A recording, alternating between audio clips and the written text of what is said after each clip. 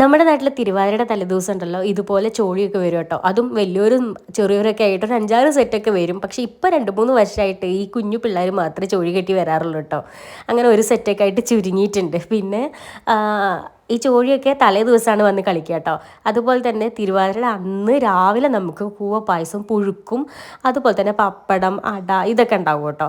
അപ്പോൾ ഇത്തവണ എനിക്ക് രാവിലെ ഹോസ്പിറ്റലിൽ പോകാനുള്ളത് കൊണ്ട് തന്നെ കൂവപ്പായസം കഴിക്കാനുള്ള ടൈം ഉണ്ടായിരുന്നില്ല. അതുകൊണ്ട് ഞാൻ വൈകിട്ട് വന്നിട്ടാട്ടോ കഴിച്ചത്. പിന്നെ എനിക്ക് ചൂടോടക്കനെ കഴിക്കുന്നതൊക്കെ കൂടുതൽ ഇഷ്ടം ഇങ്ങനെ തണുപ്പിച്ച് ഫ്രിഡ്ജിലൊക്കെ വെച്ച് കട്ടയിട്ട് കഴിക്കുന്ന കേട്ടോ. അപ്പോൾ നിങ്ങളുടെ നാട്ടിലും ഇതുപോലത്തെ ആചാരങ്ങളൊക്കെ ഉണ്ടോ? ഇങ്ങനെ ചോഴി വരുന്ന പരിപാടി, കൂവപ്പായസം അങ്ങനത്തെ സംഭവങ്ങളൊക്കെ ഉണ്ടോ? ഉണ്ടെങ്കിൽ കമൻറ്റ് ചെയ്യട്ടോ. അപ്പോൾ ഇന്നത്തെ വീഡിയോ ഇത്രയല്ലേ, ടാറ്റാ.